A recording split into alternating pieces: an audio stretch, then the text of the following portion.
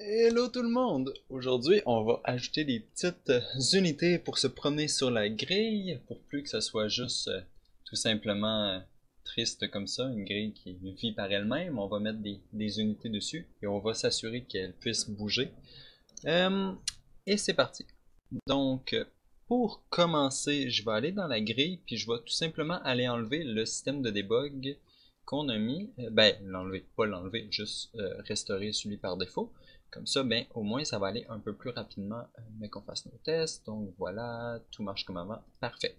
Aussi, ce qu'on peut faire ici avec tout ce gros amas de trucs là, ce qu'on peut faire, on peut juste faire clic droit ici, puis collapse to node. Dans le fond, la seule chose que ça va faire, c'est au lieu d'avoir un gros tapon, on va juste avoir une petite node. Donc, collapse, collapse, euh, debug, find, path. On va appeler ça comme ça, et voilà. Vous pouvez toujours l'éditer en double-cliquant dessus, bien sûr ici, comme toutes les fonctions. Ou sinon, vous pouvez tout simplement la décollapser. Ici, expand node. Voilà. Donc, ça fait que notre event est beaucoup plus petit et ça organise un petit peu plus les choses. Ok, parfait. Donc, maintenant que ça c'est fait, je vais aller dans les controllers et je vais me créer une nouvelle blueprint class. Cette classe-là, ça va être de type character, parce que c'est un character qu'on va déplacer sur la grille. BP, je vais appeler BP unit. Ok. Donc là, on va y mettre un petit peu de visuel. Pour ça, moi, dans le fond, ce que je fais, c'est que je fais juste mettre deux cônes. Un pour le corps et un pour la tête. Deux cônes, cône. Et voilà, comme ça. Ça fait super simple, mais c'est amplement suffisant pour ce qu'on a besoin. Ok, donc on va juste bouger le premier cône en bas pour qu'il soit égal à peu près à la capsule collider qu'il y a ici. Et pour le deuxième cône, hop, lui ce qu'on va faire, on va le lever, aller en perspective juste pour s'assurer que on le tourne dans le bon sens et on le place, dans le fond je le place à peu près comme ça, juste pour lui faire une tête. Et voilà, donc on a notre petite unité et on sait dans quel sens qu'elle s'en va. Dans le fond, elle va regarder vers le devant du cône. Parfait. Donc, ensuite, pour pouvoir sélectionner cette unité-là, dans le fond, il faut avoir nos fonctions onClick ici. Donc, onClick sur la tête, onClick sur le corps, et aussi je vais mettre onClick sur la capsule component parce qu'elle est autour, puis elle peut bloquer le clic elle aussi. Donc je vais avoir ces trois petites fonctions là. Le sens qu'on les place, c'est pas tant important. Et voilà, ça va nous être utile pour la suite. Allez. Ok. Bon, lui, il a de la misère un tout petit peu, mais c'est pas trop grave.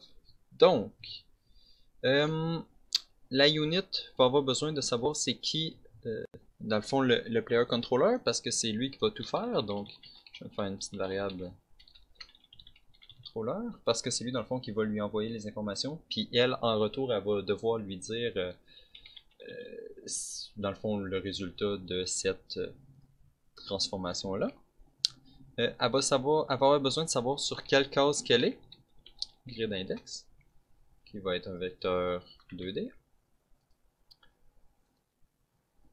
Et voilà. Donc, elle a besoin de savoir c'est qui le contrôleur et c'est qui l'index.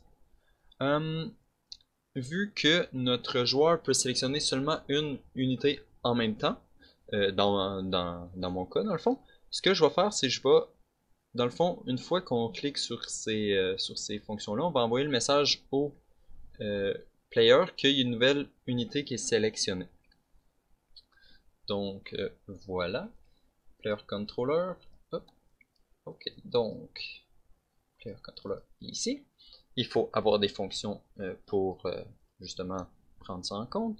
Donc, event custom event new unit selected, c'est ici.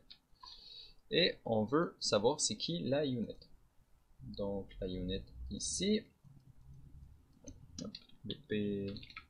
Bon, je peux juste dire unit comme ça ici. Et on va BP unit ici. Oh, ok. Donc on va lui dire c'est qui la nouvelle unit qui vient d'être sélectionnée. Parfait. Puis elle, ce qu'on va faire, c'est on va la promoter en variable pour que le joueur s'en rappelle dans le fond. Donc je vais appeler ça selected unit. C'est ok. Et la même chose qu'on faisait dans la grille, dans le fond, on va vérifier si la unit était déjà valide avant pour savoir ce qu'on va en faire. Donc selected unit valide ici. Pour savoir si on avait déjà une unit de sélectionner avant. Si on avait déjà une unit de sélectionner avant, ben, il va falloir la désélectionner. Donc, ce qu'on va faire, c'est on va y envoyer le message pour dire qu'elle est désélectionnée.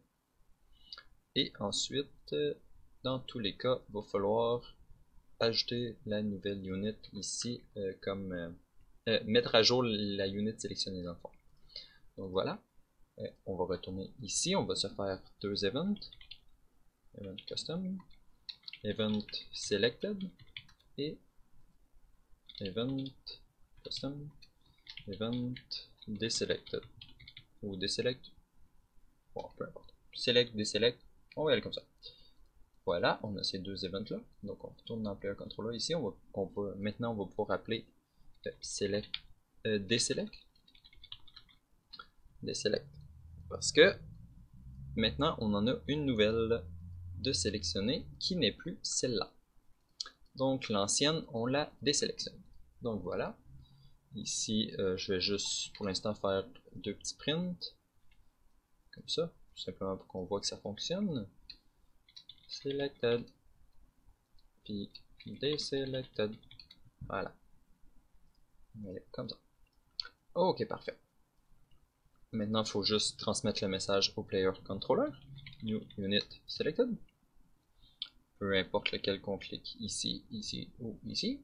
Puis la unit, ça va être self.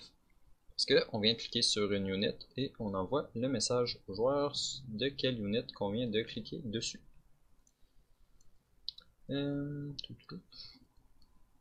Donc, ça va être ça comme ça. On va voir si ça fonctionne.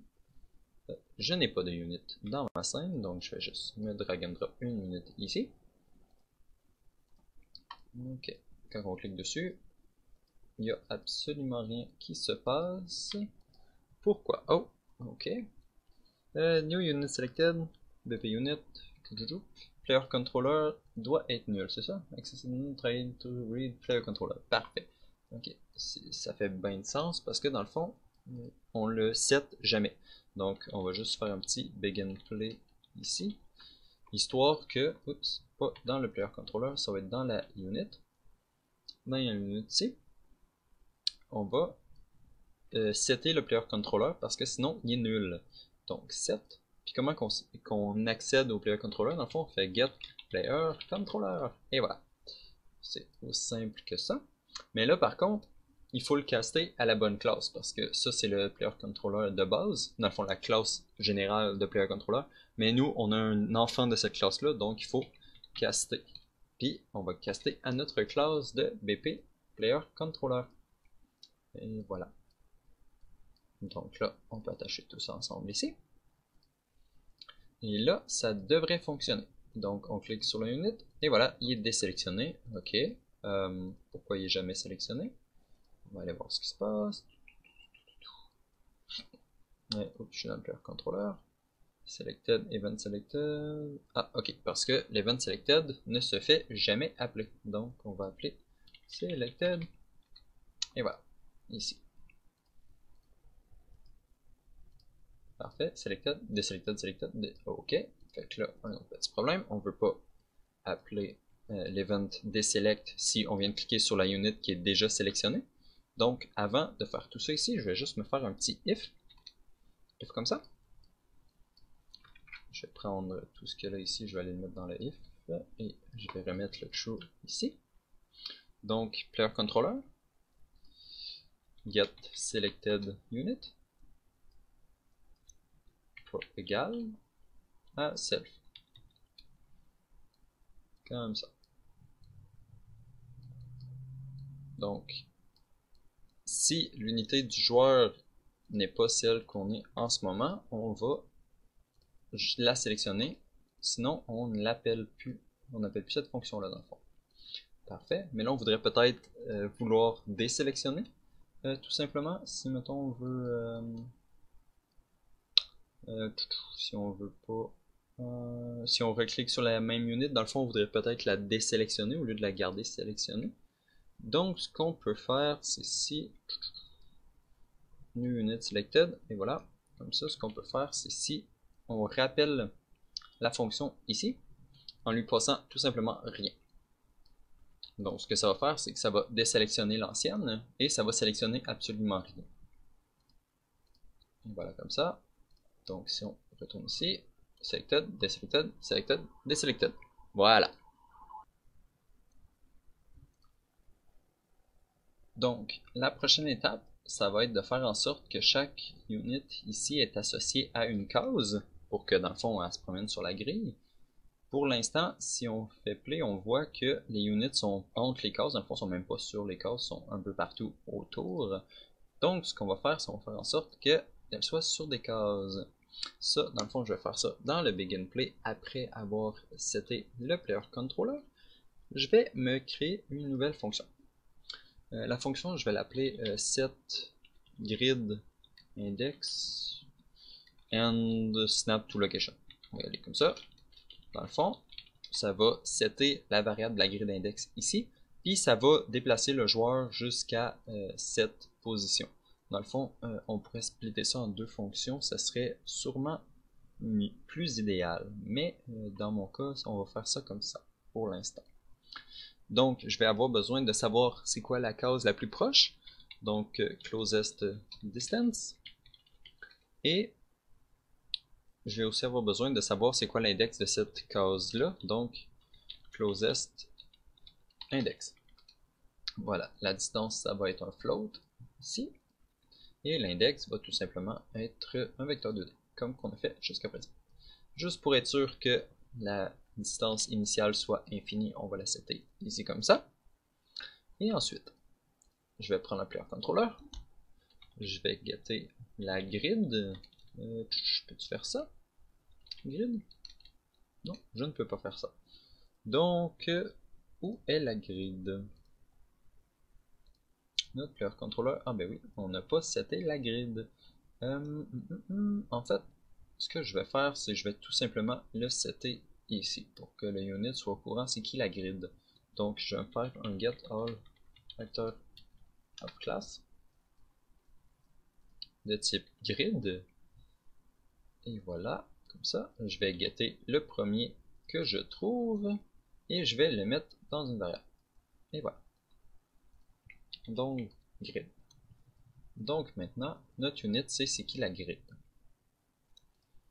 Donc, elle va pouvoir se servir de la structure de la grid. Struct tile. Et voilà, comme ça. Donc, je vais prendre les keys de cette structure.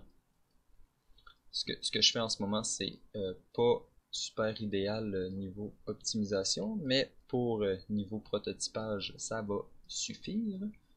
Ensuite, on pourra l'améliorer. Se faire une for each loop tout simplement dans ces cases. Ensuite, je vais reprendre ma structure ici. Hop, hop, hop. On va find pour essayer de trouver, pour trouver l'index dans le fond que je suis dessus en ce moment. On va splitter ça. OK.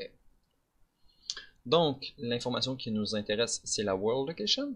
Et on veut la comparer avec la world location qu'on est dessus en ce moment. Donc, self et get actor location. Et voilà. Donc, on va comparer ces deux vecteurs-là, dans le fond, ces deux positions-là, et essayer de savoir c'est quoi la distance entre les deux. Donc, pour ce faire, on prend le premier et on soustrait le deuxième, comme ça, et on get le length de cette soustraction, vector length. Et voilà comme ça. Ce qui va nous donner la distance entre les deux. Si cette distance est plus petite que la distance la plus proche qu'on avait avant, on va se faire un if ici. Si c'est le cas, ça va devenir notre nouvelle distance la plus proche. Donc, on va setter ça ici avec le length, et voilà. Et faut pas oublier de setter l'index qu'on est dedans en ce moment comme étant l'index le plus proche. Et voilà. Donc ça, on va louper au travers de toute notre grille. On va prendre l'élément, on va prendre sa position, on va la comparer avec notre position. Si elle est plus petite que l'ancienne position qu'on avait calculée, la case qu'on est en train de louper dedans devient notre case la plus près.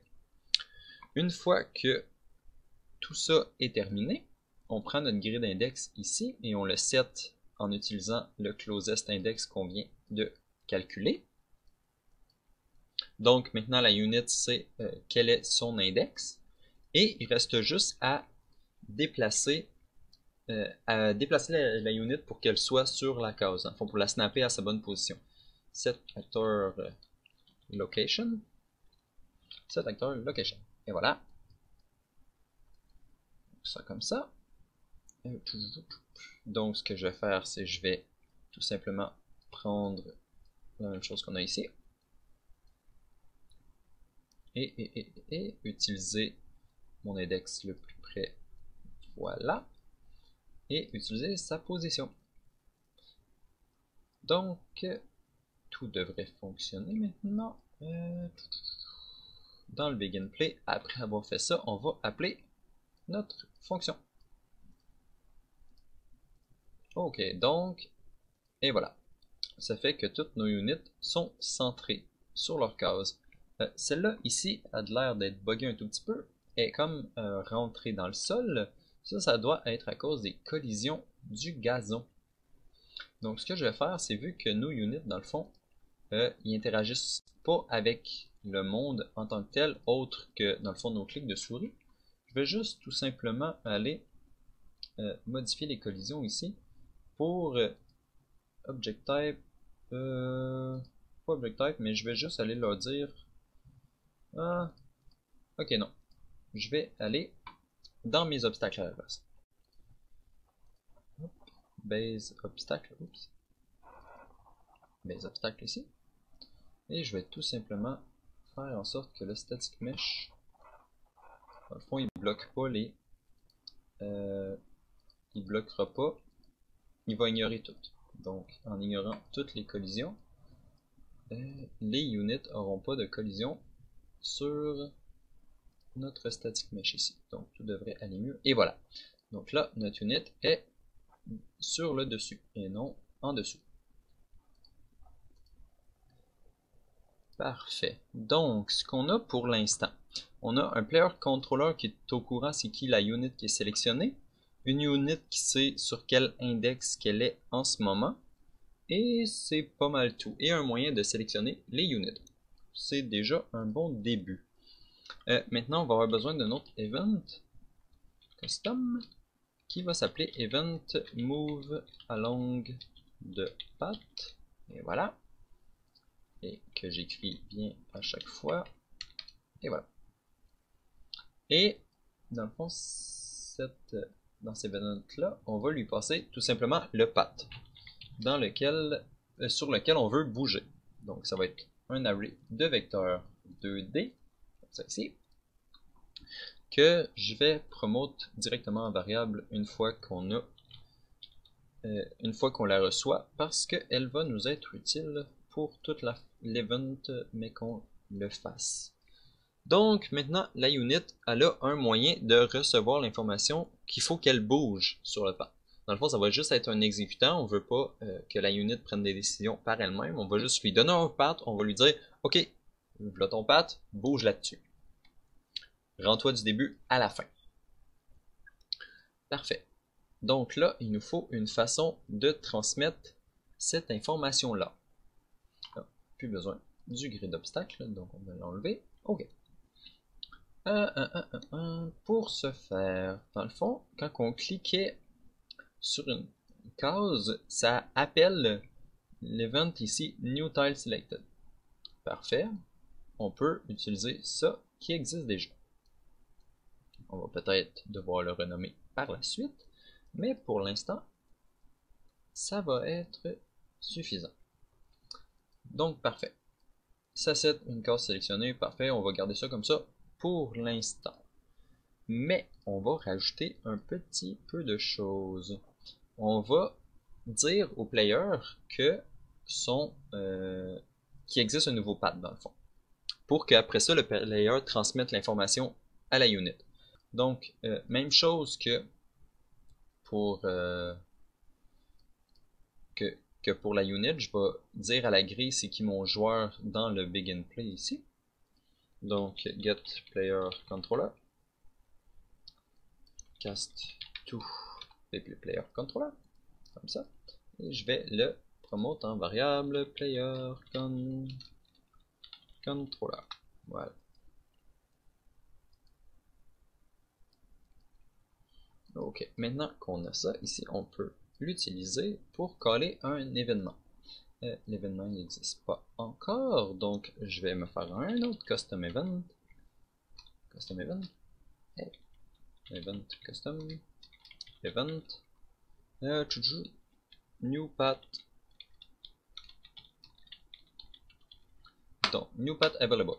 Donc, ce qu'on va dire, on va juste transmettre l'information aux joueurs que on vient d'envoyer, qu'il y a un nouveau path qui existe dans le fond. Donc, ce qu'on va faire, c'est la même chose, on va dire path, puis on va dire un array de vecteurs 2D, encore une fois. Ok, donc on retourne dans la grille ici, on va dire new path available ici. Donc, une fois qu'on clique sur la case, on envoie l'information du nouveau path au joueur, comme ça ici, et le joueur ensuite va pouvoir faire tout le travail qui suit selon ce qu'on veut avec ce path là. Donc le joueur il vient de recevoir un nouveau path. Pour l'instant on veut juste qu'il dise à la unit de bouger, mais ensuite on va peut-être vouloir autre chose de la part du joueur. Donc on va tout simplement prendre la unit et on va y dire move along the path. Voilà, comme ça. Par contre, avant de lui dire ça, on va tout simplement vérifier si la unit est valide. Donc si on a une selected unit en ce moment, donc s'il n'y en a pas, on ne veut pas que le code essaie